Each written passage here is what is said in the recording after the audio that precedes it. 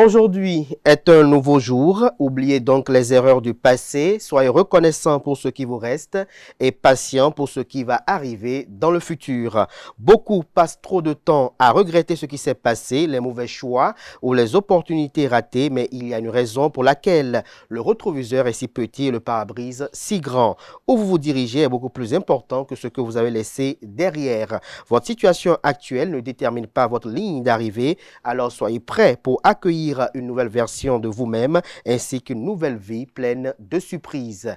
Bonjour à toutes et à tous, bon réveil matinal, bienvenue sur Free Matin, ce rendez-vous matinal d'information, d'analyse et de divertissement sur ESAE TV à suivre d'un instant à l'autre la une des journaux, le bulletin matinal d'information, la page des sports, la définition du jour, la rubrique trucs et astuces et les prévisions astrologiques. Sans plus tarder, juste après l'instant pub, on se retrouve pour parcourir ensemble les unes du jour.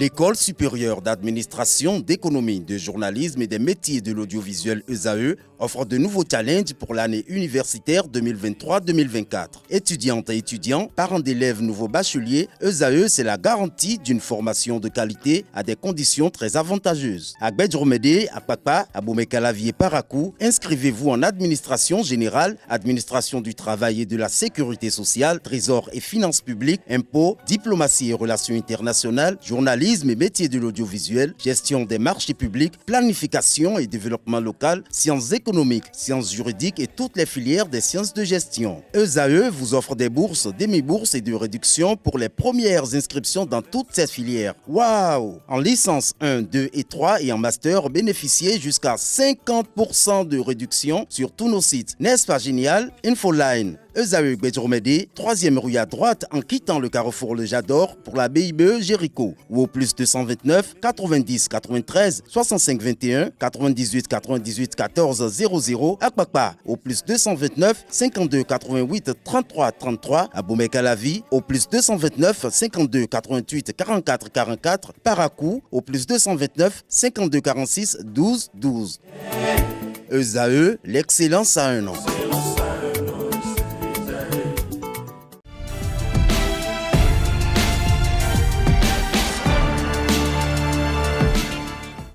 Bonjour à nouveau, chers amis internautes. Nous démarrons la une des journaux comme à l'accoutumée par le quotidien Maison, le quotidien béninois d'information générale et d'analyse L'Informateur qui titre ce matin en manchette « Assemblée nationale, le projet de révision programmée, la première session extraordinaire de l'année 2024 s'ouvre le mercredi 21 février prochain au Palais des gouverneurs avec comme en autres point inscrit à l'ordre du jour le projet de révision de la Constitution. Certainement qu'à l'issue de cette session, on sera tous fixés sur le destin de ce projet, nous apprend l'Informateur. On peut lire également à la une de l'Informateur de ce matin, ministère de la décentralisation, de nouvelles consignes aux préfets de département. Toujours à la une de l'Informateur de ce matin, classement des pays les plus riches de l'espace UEMOA, entendez Union économique et monétaire ouest africaine. Le rang du Bénin est à découvrir à la page 4. Enseignement maternel et primaire, plusieurs circonscriptions scolaires redélimitées. À l'oreille droite, une invite à découvrir dans les colonnes de sa parution les productions journalistiques du jour des étudiants en formation journalistique sur les différents campus de l'ESAE, l'école supérieure d'administration d'économie, de journalisme et des métiers de l'audiovisuel ESAE qui a ses campus dans les villes de Cotonou, d'Abomey-Calavi et de Parakou. Fraternité titre ce matin en manchette Tokpa Tokpa entre Cotonou et Abomey-Calavi. L'anarchie continue. Nécessité pour les deux maires de réglementer le transport en commun. Le journal fait observer que les vieilles habitudes ont la peau dure. Cela est d'autant plus criant avec les Tokpa Tokpa qui continuent de dicter leurs lois sur l'axe Cotonou-Abomey-Calavi. En effet, les points de stationnement de ces bus préalablement définis par les autorités communales pour faciliter le trafic urbain et diminuer les nombreux cas d'accidents précédents ne sont plus respectés. À Abomey-Calavi, c'est le retour aux vieilles habitudes et aux vieilles pratiques. Il est désormais aisé de voir les bus stationnés à l'emporte-pièce à la demande du client, surtout à Calavi-Kota où les bus stationnent soit devant l'hôtel de ville, soit sur le trottoir de l'artère principale. Plus loin, le portail secondaire de l'université d'Abomey-Calavi est devenu l'un des principaux points de stationnement des Tokpa-Tokpa et des conducteurs de taxi-moto. Cet état de choses crée un bouchon qui parfois était à l'origine de nombreux cas d'accidents retrouvés. Le constat effectué par la rédaction dans les colonnes de sa parution de ce matin.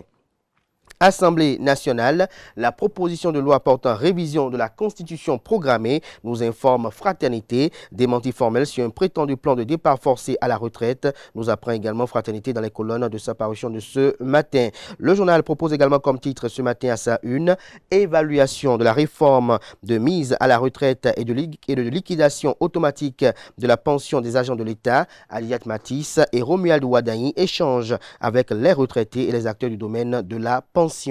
Le matinal ce matin en manchette, supposée assignation en résidence surveillée du patron des armées, le chef d'état-major général des forces armées béninoises, le général Fructueux Gbagidi, réagit. Le matinal nous apprend que le chef d'état-major général des forces armées béninoises, Fructueux Gbagidi, n'est pas en résidence surveillée comme l'a fait croire un post sur les réseaux sociaux il y a quelques jours. À la faveur de la cérémonie de clôture d'un exercice militaire dénommé Métropolis à Cotonou le jeudi 15 février 2024, l'intéressé a rompu le silence. Selon le CEMG, il jouit pleinement de sa liberté. La preuve, il était à cette cérémonie de clôture. Ce que j'ai fait aujourd'hui prouve à souhait que tout va bien, a déclaré le numéro 1 des forces armées béninoises. Première session extraordinaire de l'Assemblée nationale, la révision de la Constitution à l'ordre du jour, la modification du code électoral également. Matin libre ce matin en manchette, politique nationale, maître Adrien Roubedji torpille le système partisan, fait observer le canard. Toujours à la une de Matin libre de ce matin, l'Union progressiste Le Renouveau en tournée dans le département du Plateau, le baobab ne tremble pas, Djogbe nous rassure les élus communaux. Toujours à la une de Matin libre de ce matin, marathon de Cotonou. La circulation sera perturbée ce dimanche de 6h à 13h.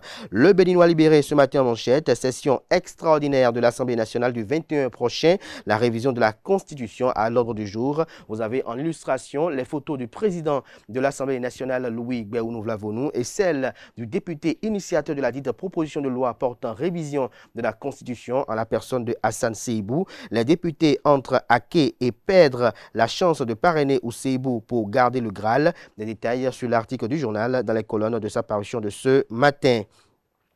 Poursuite du calendrier électoral, décision du Conseil constitutionnel. Macky Sall mord la poussière et perd son dentier. Les gens ont des couilles ailleurs. Des détails sur le titre du journal dans les colonnes de sa parution de ce matin. Le potentiel ce matin en manchette. Gouvernance politique en Afrique de l'Ouest.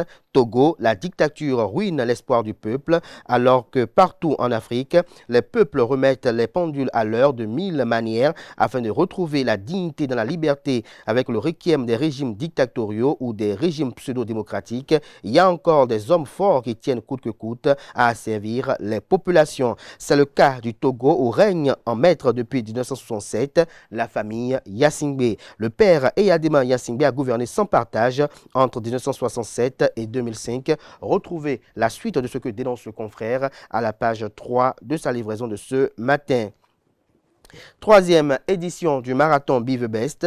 Plusieurs axes bloqués à Cotonou le 18 février prochain. Le détail sur les 10 axes concernés dans les colonnes de la parution ce matin du Canard qui propose également comme titre ce matin à sa une, supposé plan de départ forcé à la retraite à l'Assemblée nationale. Le démenti formel de Vitali Botton à ce sujet. Lire le communiqué de la cellule de communication du Parlement à la page 11. Nord-Sud quotidien parle de pauvreté au Bénin manchette. La proportion de la population assortie de la vulnérabilité était présentée en page 3. Administration parlementaire, démenti d'un projet de retraite forcée, nous apprend Nord-Sud quotidien également. Frontières en Afrique de l'Ouest, fraude douanière, terrorisme et blanchiment, des précisions à la page 5. À l'oreille droite, on peut lire affaire d'assassinat, ce ne sont pas des pratiques de talent, retient le Canard. L'économiste ce matin manchette, pauvreté au Bénin, encore 54% de la population à sortir de la la vulnérabilité. Les statistiques vous sont proposées dans les colonnes de sa parution de ce matin. Le Canard parle de pauvreté monétaire et pauvreté non monétaire. Consolidation du commerce intra-africain, réhabiliter le système ferroviaire à coût réduit par la ZLECAF, des précisions en page 11. Le Télégramme ce matin en manchette, révision de la Constitution de la République du Bénin, l'examen de la proposition du député Hassan Seibou programmé au Parlement. L'Union progressiste Le Renouveau propose un plan B en cas d'échec, lequel plan vous est publié à la page 3. Menace présumée sur les responsables du parti politique Les Démocrates, le gouvernement parle de manipulation. La Force Corée pour un Bénin émergent FCBE demande une enquête judiciaire. Troisième édition du marathon Be the Best. Des perturbations sur des axes routiers de Cotonou ce dimanche. Lire le communiqué de la mairie de Cotonou dans les colonnes de la parution ce matin du Canard. Le pays émergent ce matin à la une. Humanisme, pragmatisme et universalisme. 3 piliers de démocratie prospère pour le Bénin, selon l'avocat Ferdinand Lawson, figure du centre. Nous passons à présent au quotidien Le Confrère de la matinée. Inauguration et don de vivres alimentaires à l'école primaire publique Gouti, une œuvre de solidarité agissante de l'association BEST et de son président Désiré Diaito en appui au programme des cantines scolaires. Des précisions sur cette œuvre caritative et sociale dans les colonnes de la parution ce matin du journal qui propose également comme titre ce matin à sa une Association nationale des communes du Bénin ANCB. Le maire de la ville de Cotonou et président de la dite association, Luc Seton Diatropo, un président qui pose les vrais jalons d'une association engagée pour la cause du développement local. Le quotidien Nassera ce matin en manchette, campagne Union progressiste Le Renouveau pour la proposition de loi de Hassan Seibou du Bloc républicain. Quelle ruse met Joseph Diogbenou en rage, s'interroge le confrère. Jack Pata ce matin en manchette, prétendue retraite forcée de plusieurs fonctionnaires parlementaires, de l'intoxication pure, s'exclame le Canard. Retrouvez le communiqué signé du porte-parole du président de l'Assemblée nationale qui dément dans les colonnes de la parution ce matin du journal. Toujours à la une de Jack Pata de ce matin. Annonce de session à l'Assemblée nationale. Les députés attendus au Parlement le 21 février sur plusieurs dossiers. Les points à l'ordre du jour de la session dont la révision constitutionnelle vous sont présentés dans les colonnes de sa parution de ce matin. L'emblème du jour ce matin manchette, port de casque pour motocyclistes et passagers. Bis repetita pour la répression. La répression pour le port de casque pour les motocyclistes et passagers va entrer dans sa phase active à partir du 1er mars 2024. Pour combien de temps? Aux yeux de nombre d'observateurs, le scénario de 2022 où la répression a été avortée à la veille de législative 2023 pourrait être répété au regard de beaucoup de raisons. Retrouvez des précisions à la page 3 de la parution ce matin du journal. Nous passons à présent à la boussole. Assemblée nationale, la révision de la Constitution et du Code électoral en examen à partir du mercredi prochain. La première session extraordinaire du Parlement au titre de l'année 2024 démarre le mercredi 21 février prochain. C'est du moins ce qu'il convient de retenir de la convocation du président Louis Vlavonou aux députés. Toujours selon le communiqué du président de l'Assemblée nationale, cette session sera essentiellement consacrée à l'étude de 11 projets et propositions de loi. Au nombre de ces textes, il faut noter celui du portant révision de la Constitution introduite par l'honorable Hassan Seibou et celui portant relatif du Code électoral tel que demandé par la Cour constitutionnelle. Il s'agit donc d'une session décisive qui permettra de fixer, entre autres, les conditions dans lesquelles les élections générales 2026 se dérouleront. Toujours à la une de la boussole de ce matin, présidentielle de 2024, Macky Sall plonge le Sénégal dans l'incertitude. Le Conseil constitutionnel invalide sa loi de dérogation. Dakar est actuellement en feu et à sang et pour cause, des affrontements entre les populations et la police ont eu lieu dans les rues suite à la décision du président Macky Sall de renvoyer les élections présidentielles initialement prévues pour le 25 février prochain au 15 décembre 2024. Une décision fortement contestée par certains acteurs de la classe politique sénégalaise, notamment l'opposition et d'autres candidats à cette joute électorale. Mais ce tollé n'a visiblement pas ému le président qui déroule coûte que coûte son agenda politique. Face à ce entêtement qui ne dit pas son nom, des recours ont été introduits auprès du Conseil constitutionnel. À l'analyse des plaintes, les 7 sages ont tranché en faveur des contestataires. Autrement dit, le Conseil constitutionnel estime que la loi portant dérogation aux dispositions de l'article 31 de la Constitution adoptée sont contraires à la Constitution. Donc, le Conseil constitutionnel invalide la loi de dérogation. Nous passons à présent au quotidien L'Afrique du jour de ce matin. Administration parlementaire, aucun projet de mise à la retraite forcée du personnel n'est envisagé. Lire le communiqué de Vitali Botton, porte-parole du président de l'Assemblée nationale, à la page 3 de la parution ce matin du Cana, qui propose également comme titre ce matin à sa une: révision de la Constitution au Bénin. Les députés Union progressiste Le Renouveau adhèrent à la proposition de loi de l'honorable Hassan Seibou. Ce sera tout pour la présentation de quelques titres parus ce jour dans la presse locale. Les quotidiens sont disponibles dans les kiosques, également accessibles en ligne. Pour ceux d'entre eux disposant de sites internet, place à présent au bulletin matinal d'information et à la page des sports.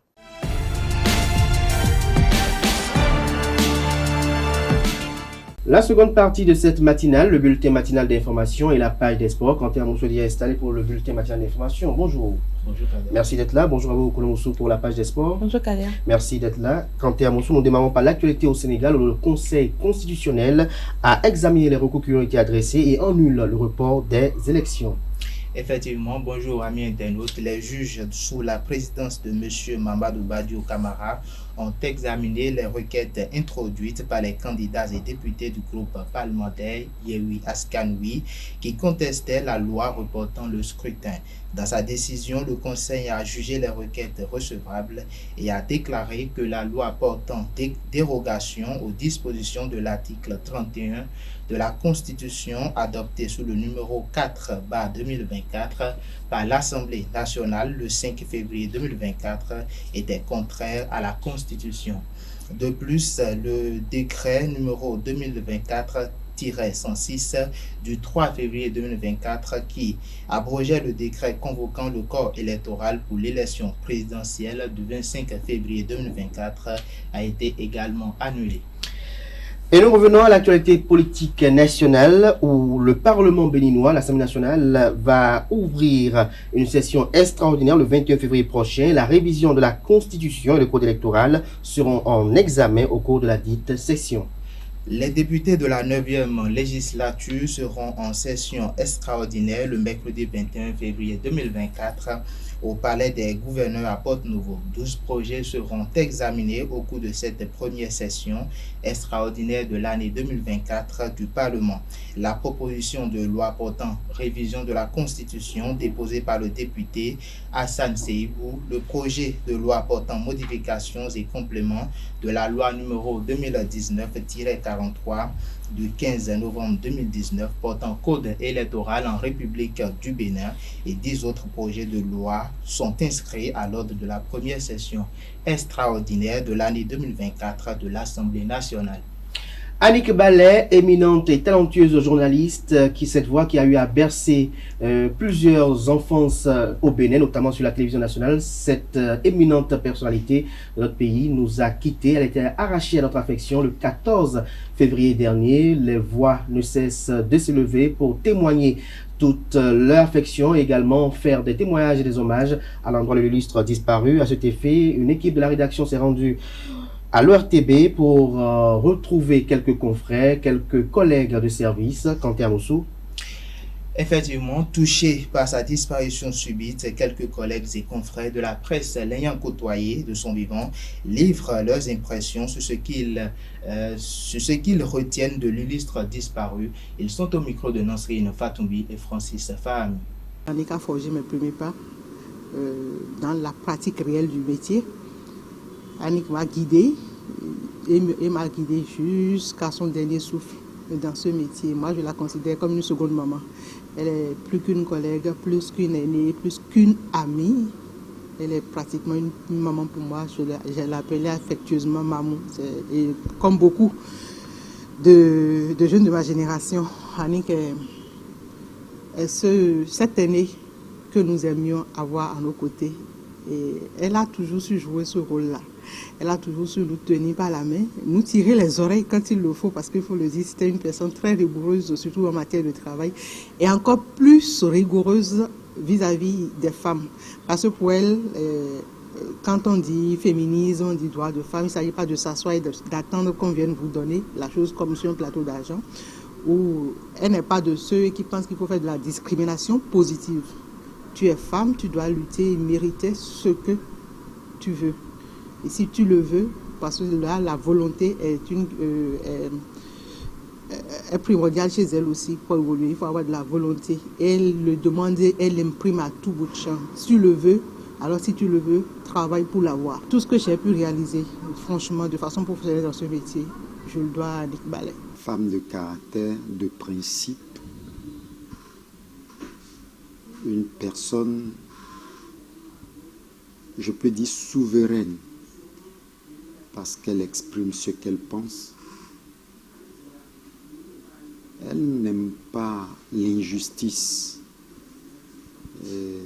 Pour peu que je sache d'elle, c'est une personne de contact conviviale. Annick Ballet est ma grande sœur. Avant même de venir à l'OATB, j'avais déjà des acquaintances avec elle, puisque quand elle venait en congé après le Zaï, elle a passé souvent ses congés dans ma maison familiale avec nous, puisque sa mère et mon papa sont du même village. Donc, je retiens d'elle aujourd'hui une femme qui a de l'ardeur au travail, très rigoureuse, et son professionnalisme ne me fait aucun doute. Pour moi, elle était vraiment un modèle de l'excellence.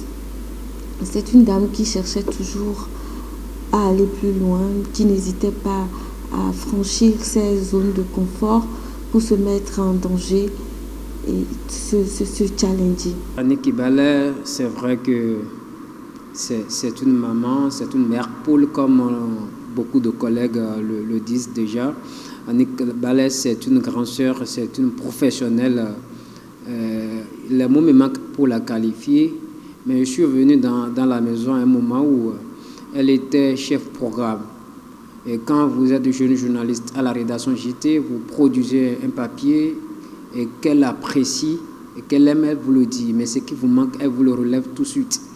C'est une dame qui est toujours prête à donner la main, à donner un coup de pouce aux jeunes pour qu'ils puissent s'améliorer dans leur secteur. Quand bien même elle était partie du service programme, elle est devenue chargée de mission au niveau de la direction générale. Toutes les fois où on passe sur la matinale ou sur l'émission, la parenthèse qu'elle a créée d'ailleurs, quand vous avez des difficultés à l'antenne, elle le sait tout de suite. Elle vous appelle. Je sais que tu n'es pas du genre. Sûrement tu as des soucis. Quand cela arrive, voilà comment procéder pour s'en sortir. Désormais, il faut en tenir compte. C'est une femme de caractère et quand elle décide de faire quelque chose, elle tient à ça, elle réalise la chose vraiment. Donc c'est ce que je retiens de cette dame-là. Et son parcours à l'OATB pendant que nous on était là, elle a fait valoir ses potentialités, c'est-à-dire son talent de journaliste et sa force de caractère également. Et donc vraiment, cette nouvelle, elle est triste. C'est vrai que nous avons appris qu'elle était souffrante, mais nous ne savions pas que c'était une maladie qui allait la conduire à sa dernière demeure. Depuis hier, je passe par différentes émotions que j'ai de la peine à décrire. C'est difficile, franchement, pour moi. Et c'est ça mon sentiment, de continuer la route sans cette boussole-là. À un moment où l'ORTB est à un tournant très historique et très délicat de sa vie. Elle a quitté la barque, le navire. Et je pense que nous devons faire en sorte de continuer avec dignité et avec professionnalisme ce qu'elle a commencé. Agapite Napoléon Maforican, l'un des piliers du quotidien Le Matinal, ancien conseiller à la haute autorité de l'audiovisuel et de la communication AC, n'a pas manqué de témoigner et de rendre hommage à l'illustre disparu sur ESAE TV. Effectivement, Agapite Napoléon Maforican, directeur général de la télévision privée E-Télé, s'en souvient d'elle à travers ces quelques mots. Il est au micro de Francis Fahami et Nansrine Fatoumbi. Une professionnelle de rigueur, une journaliste complète, disons, disponible, professionnelle, et un gros travailleur, si on veut englobé, quoi. Je l'ai connue comme reporter, productrice, reporter, présentatrice, rédacteur en chef. Je n'ai pas travaillé à l'ORTB, donc on n'a pas eu de relation professionnelle directe.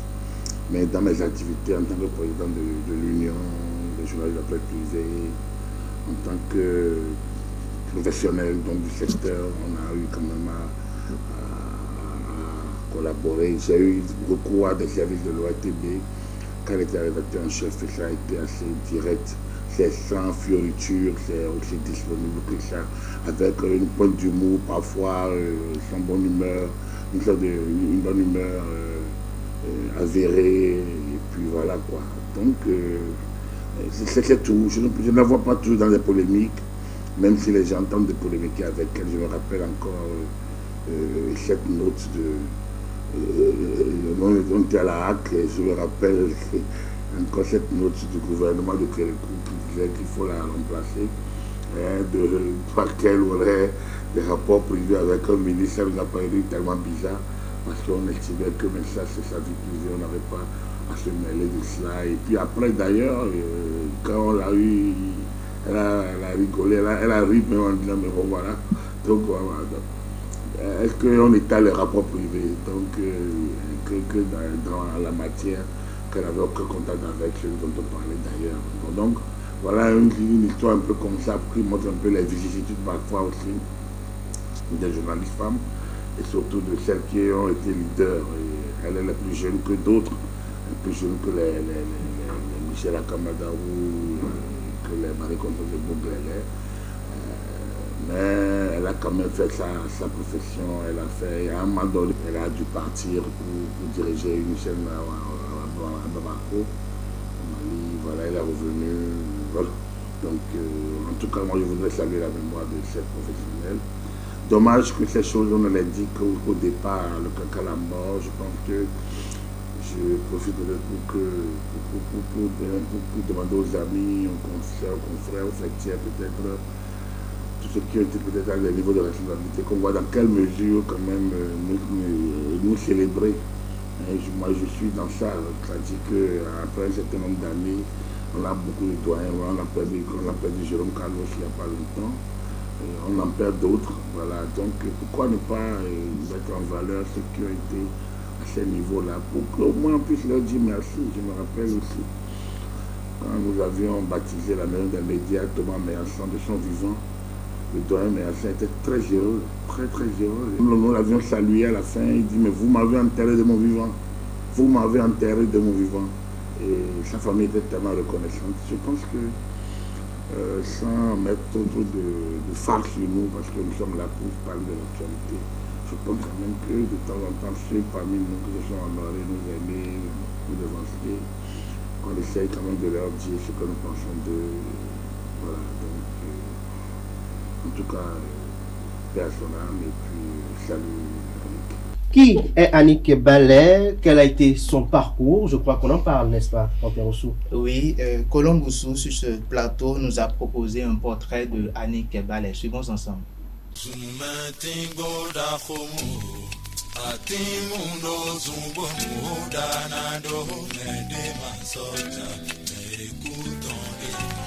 Née le 20 avril 1964, Théodora Annick Ballet s'est éteinte le 14 février 2024 en France des suites d'une maladie. Originaire d'Akpromis-Rété, Annick Ballet a effectué tout son cursus scolaire dans l'enseignement catholique à Cotonou. Son bac en poche, la fille de parents enseignants qui rêvait des métiers d'art oratoire, avocat ou journaliste, fit le choix du second. C'est un métier tout aussi passionnant que risqué. Mais quand vous mettez la passion au cœur de ce que vous faites, allié au professionnalisme et au respect des normes, vous arrivez à vous en sortir. Elle s'inscrit à l'Institut facultaire des sciences de la communication et de l'information à Kinshasa, en République démocratique du Congo.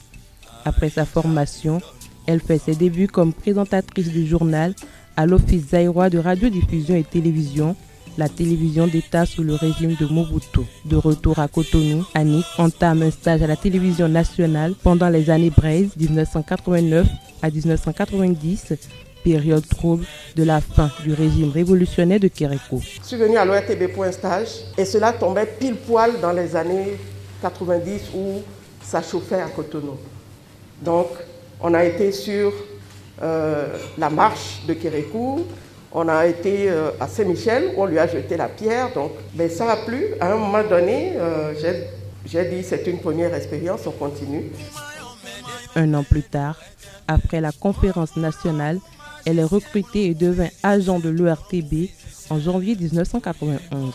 Madame, Monsieur, bonsoir. C'est un plaisir de vous retrouver et de vous savoir au rendez-vous de ce plateau spécial.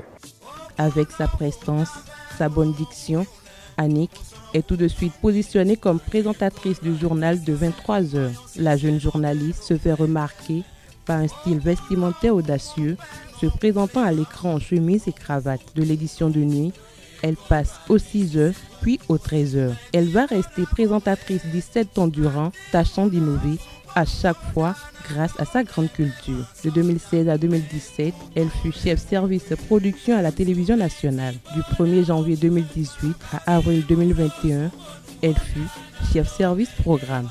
Ce poste qui lui a permis de créer plusieurs émissions, par exemple La Parenthèse. Le rendez-vous de midi, mode rétro, route, round-up. En avril 2021, elle fut appelée au poste de première chargée de mission du directeur de l'ORTB. Annick Ballet était rédactrice en chef avant de se retirer momentanément pour diriger la chaîne panafricaine Maïcha TV. En avril 2024 prochain, elle allait boucler ses 60 années de vie et le 1er mai, elle allait boucler la boucle d'agent de l'ORTB pour faire valoir ses droits à une retraite méritée. Un parcours sans surprise pour celles dont les modèles dans le métier sont les Français, Henri Sagnier sur France 3, ensuite Christine Ocran sur France 2, Anne Sinclair, Bruno Mathieu. Annick Ballet a eu la chance de couvrir de grands événements politiques au Bénin, synonymes de rencontres et d'entretiens avec des personnalités de renom. Entre autres, Brutus Gali, secrétaire général de la francophonie, l'animal politique Albert Evouedre. Annick Ballet a aussi couvert de grands événements en Afrique de l'Ouest, notamment au Burkina Faso, au Togo, lors des élections après le décès d'Eyadema le père. Figure inspirante en matière de journalisme au Bénin, Annick Ballet avec Dakoudi Lucien faisait également le tour des commissariats de Cotonou pour avoir de l'information.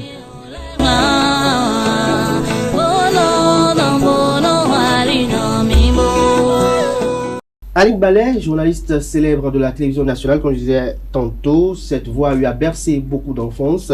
Beaucoup de citoyens la connaissent. Quelques citoyens, téléspectateurs de la télévision nationale n'ont pas manqué de lui rendre hommage sur nos antennes.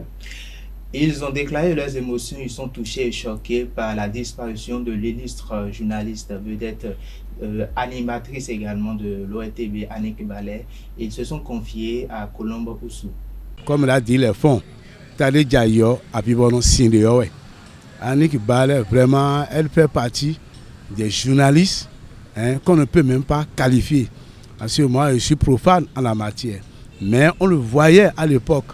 Tout le monde suivait l'ORTB. C'est une dame, vraiment, elle est charmante. Elle s'est donnée à la chose. À l'époque, les Dédégbé, les Félix, les Insek ou bien les Djancha et consorts. C'est ce matin que moi j'ai vu les journaux, sa photo, vraiment, j'ai dit, s'il faut perdre ces valeurs, vraiment c'est triste. C'est triste d'être parti avec toute cette connaissance, cette intelligence. Je ne sais pas si elle a confié ça à combien de temps, à son collègue, je ne sais pas. Annick Ballet et Noviton et Amand Ballet. Donc, bon, étant du temps, mais bon, nous avons vu aussi quelques dibosous. Mais que Carvalho et Mené Bleu et journaliste, vraiment, on les coins en temps de Yaéboni. de non do bon une debo et propre non do père non do so doa. Ce que nous on a gardé seulement sa présentation. Celle de faire le journal, sa présentation, vraiment ça fait plaisir à tout le monde. Annick Ballet. Ce que j'ai rappelé à faire un débat, animé un débat avec l'ancien chef d'État, je crois c'est Thomas Bolinaï. Hein. Elle a été quand même France direct. Elle a quitté l'ORTV pour se rendre au Mali, où elle a dirigé une chaîne internationale là-bas. Là. Depuis ce temps, moi, je n'ai plus de ces nouvelles. Et c'est ça, moi, qu'on apprend, c'est triste. Ma on a coupé par le titon. Ben non, on a tué fiton les cédos, vidé les cédos. Ma on a bleu fiton les soirs. Et on a à forton noté. Pour famille ici voir que la terre soit légère. Carlos aussi vient du parti. On va leur souhaiter seulement que la terre vraiment leur soit légère. Et qu'elle a suivi Jérôme Carlos. Bon, que l'au-delà soit meilleur pour eux, qu'ils essaient de créer aussi du journalisme. Si vraiment on se voyait combien de temps après la mort, ils n'ont qu'à créer une bonne presse qu'ils ont fait ici. Nous finissons par cette actualité liée à la promotion des officiers des forces armées. Plusieurs officiers des forces armées béninoises ont été promus à des grades supérieurs. C'est à travers un décret pris par le chef de l'État, le chef suprême de l'armée béninoise, Patrice Talon, le 31 janvier dernier. À travers le décret numéro 2024 du 31 janvier 2024, plus de 100 officiers ont été promus à des postes de haut rang, tels que colonel et lieutenant-colonel au sein des divers corps de l'armée béninoise. Merci à vous, Quentin Amoussou, pour cette présentation du bulletin matinal d'information. Vous restez avec moi juste après le jingle suivant. On retrouve Colombe Oussou pour la page des sports. Colomoussou, bonjour à nouveau. Bonjour Kader. Exclu de la sélection équato-guinéenne par la fédération, Emilio Nsoué et Edou Salvador ont exprimé leur mécontentement et apporté des éclaircissements sur ce qui a conduit à leur exclusion dans un live Instagram hier soir. C'est exact. Bonjour à vous chers amis internautes. Alors que l'opinion publique leur colère l'étiquette de l'indiscipline, vol et conduite désagréable, les deux joueurs du Nzalang national ont démontré le contraire. Avec preuve à l'appui, l'attaquant équato-guinéen estime avoir été traîné dans la boue injustement pour lui. Les vrais coupables sont en haut lieu. C'est ainsi qu'il a fait de graves révélations sur sa fédération. D'abord, le joueur de 34 ans a révélé que des faux vaccins et fausses analyses sanguines ont été réalisées pour entrer en Côte d'Ivoire. Et ce, dans l'unique but de disputer la Coupe d'Afrique des Nations CAN Côte d'Ivoire 2023. Ensuite, il confie que la fédération équato-guinéenne ne payait plus l'hôtel où logeait la sélection. Là, les joueurs ont été sommés de quitter l'hôtel peu avant leur retour au pays. Cependant, la fédération séquencée de dirigeants vole dans le même temps et se partage 1 million d'euros entre eux, a-t-il poursuivi. Cela laisse penser que la fédération a voulu étouffer l'affaire ou faire taire Emilio Nsoué et Edou Salvador, et ce, dans le seul but que leur agissement des dirigeants ne fuite pas dans la presse. Les propos du capitaine équato-guinéen. La réunion était sur le thème du budget. Lors de cette réunion, il y avait son excellence le vice-président et monsieur le ministre qui est arrivé là-bas à la réunion et à faire le ridicule. Pourquoi? Je vous explique. Ici, montrant un document, ce sont 6 pages, car bien sûr, ils en ont fait plusieurs exemplaires, a-t-il déclaré. Sans langue de bois, il poursuit d'abord au Cameroun cette même direction parce que ce n'est pas que le président. Tous les dirigeants séquencés, ces corrompus, ont emporté 1 million d'euros, une somme qui était destinée à servir pour l'intérêt de notre football local et améliorer le football dans notre pays, a déclaré le meilleur joueur de la CAN 2023. Après avoir démenti la nouvelle concernant la sanction de Crépin Diatta, la Fédération sénégalaise de football a confirmé l'information dans la soirée d'hier, jeudi. Oui, Kader, il y a quelques jours, plusieurs sources non officielles ont informé de la décision de l'ACAF sur l'affaire Crépin Diatta. La Fédération sénégalaise de football a donc réagi le mercredi 14 février pour démentir les rumeurs. La Fédération sénégalaise de football a d'abord confirmé que l'ailier sénégalais a fait effectivement l'objet d'une procédure d'enquête disciplinaire ouverte par la CAF sur des propos d'accusation de corruption de la CAF. Mais la fêtière du football sénégalais avait infirmé la sanction évoquée par plusieurs médias quelques jours en début de cette semaine. Mais dans la soirée d'hier jeudi 15 février, la fédération a annoncé avoir reçu une notification de la CAF et a officiellement confirmé la sanction de Crépin Diatta. La CAF suspend Crépin Diatta, joueur numéro 15 de l'équipe nationale du Sénégal, pour 4 matchs officiels avec l'équipe nationale A du Sénégal, dont 2 avec sursis pour une durée d'1 an. Ce n'est pas tout. Crépin Diatta écope également d'une amende de $10 000 payable dans les 60 jours à compter de la notification. Crépin Diatta est accusé d'avoir critiqué l'arbitrage du match Sénégal-Côte d'Ivoire en 8e de finale de la CAN 2023. L'attaquant des Lions de la Teranga aurait été enregistré à son insu et hors interview en zone mixte au moment où il échangeait avec une tierce personne accusant la CAF de corruption. Et puis, suite au classement FIFA du mois de janvier 2024 publié ce jeudi 15 février 2024, l'équipe nationale d'Angola a gagné 24 places, une prouesse due à leur excellent parcours à la CAN 2023. Bien sûr, pour ce classement FIFA du mois de janvier, l'Angola se retrouve désormais à la 93e position mondiale après avoir gagné 24 places sur le plan africain. Les Antilopes Noires occupent désormais le 20e rang. C'est l'équipe qui a gagné le plus haut total de places parmi les autres nations africaines. L'Angola a connu une campagne de Coupe d'Afrique exceptionnelle. Les Palancas Negras ont atteint les quarts de finale de la 34e édition organisée en Côte d'Ivoire. Ils ont respectivement battu le Burkina Faso, la Mauritanie et la Namibie avant de s'incliner en quart de finale contre le Nigeria. Un excellent parcours qui a eu une incidence sur leur rang au classement FIFA. Le TP Mazembe a perdu un bras de fer avec son ancien joueur Narcisse Nlend. Le club de Lubumbashi est sommé de dédommager son ancien gardien de but pour rupture abusive de contrat.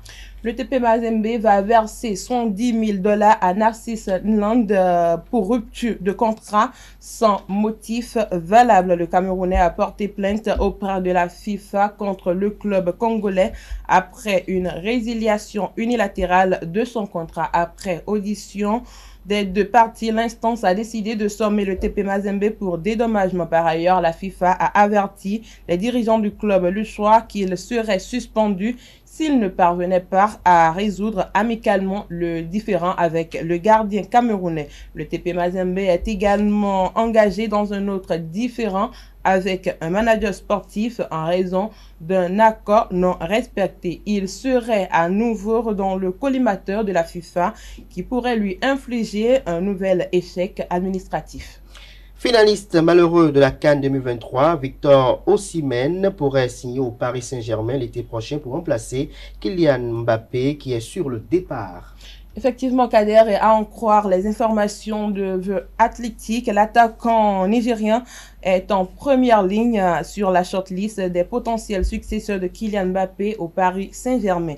La direction parisienne voit en lui un potentiel énorme pour tenir sa ligne d'attaque après le départ de Mbappé qui devrait s'en aller en fin de saison. The Athletic ajoute que le PSG va passer à l'offensive pour Victor Osimhen cet été et tentera de tout faire pour l'enrôler, même si Aurélien de Laurentiis est très dur en affaires.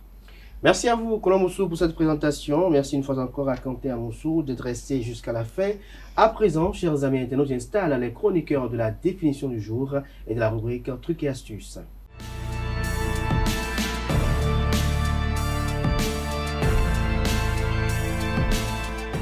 La troisième partie de cette matinale, la définition du jour et les trucs et astuces. Francis Fahami, bonjour. Abdelkader, bonjour. Merci d'être là. Bonjour à Atifa Olafa. Bonjour Abdelkader. Merci d'être également là. Vous êtes là pour l'astuce du jour, pour ne pas dire les trucs et astuces, et Francis Fahami pour la définition du jour. Ce matin, vous nous faites découvrir l'expression ghoster quelqu'un, c'est ça, hein? C'est bien cela, Abdelkader Achiro. Bonjour à vous, chers amis internautes. Ghoster. Il s'agit d'un anglicisme qui vient du mot ghost, qui veut dire fantôme. Se faire ghoster par quelqu'un veut dire que la personne ne répond plus au message et qu'il fait le mort. C'est en quelque sorte se faire nier par quelqu'un, mais à très haute intensité. Le ghosting ou fantomisation est l'acte qui consiste à mettre fin à une relation avec une personne en interrompant sans avertissement ni explication toute communication et en ignorant les tentatives de reprise de contact avec l'ancien partenaire. Le terme naît au milieu des années 2000 et la pratique devient plus fréquente dans la décennie qui suit, en lien avec l'utilisation croissante des médias sociaux et des applications de rencontres en ligne. De nos jours, ce verbe est généralement employé dans le cadre d'une rupture amoureuse où l'une des personnes clôt une relation de manière abrupte en disparaissant sans se justifier. C'est tout pour la définition de ce matin. Y a-t-il un lien avec... vous avez regardé la série Power? Oui. Ghost. Est-ce qu'il y a un lien avec... non, pas ghoster quelqu'un? Non, Ghost est plutôt un trafiquant de drogue qui se fait reconnaître par ses habitudes. Mais dans la définition de Ghost, là, on a quand même l'impression que c'est pratiquement le rôle qu'il a joué dans ce film, n'est-ce pas? Atifa Olafa, vous avez suivi Power? Pas vraiment. Pas vraiment. Vous n'avez pas suivi. Ah, je vous le recommande ce film. Il est palpitant, n'est-ce pas? Oui. Juste après le jingle suivant, on retrouve Atifa Olafa pour les trucs et astuces du jour.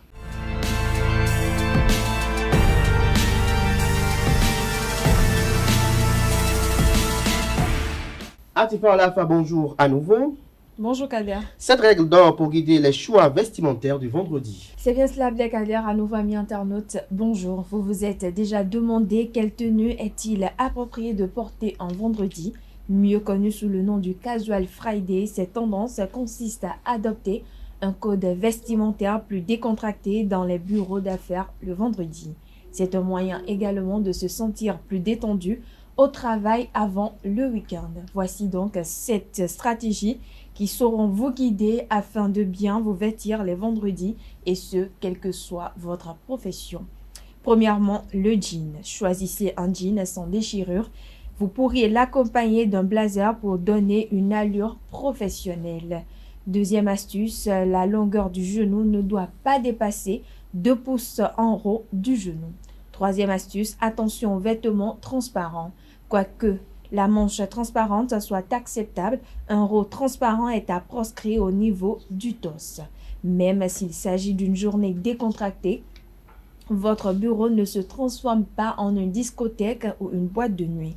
De façon générale, si le vêtement que vous portez a été acheté pour aller au restaurant, il ne sera certainement pas approprié pour le travail.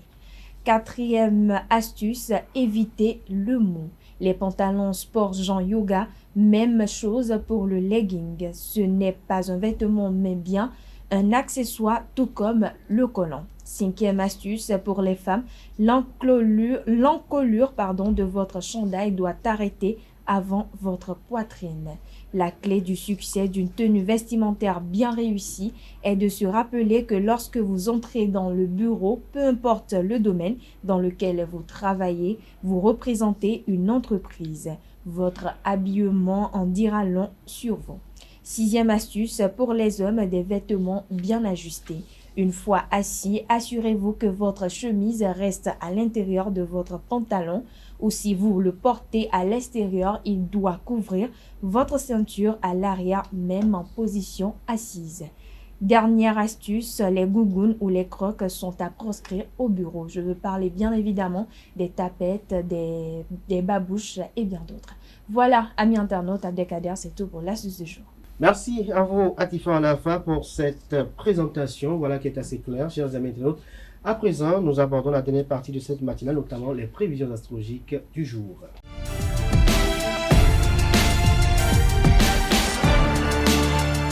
Bonjour amis internautes, bienvenue sur votre rubrique horoscope du jour. Bélier, l'univers vous soutiendra et vous guidera dans vos choix. Aujourd'hui, n'hésitez pas à prendre des initiatives et à vous montrer créatif.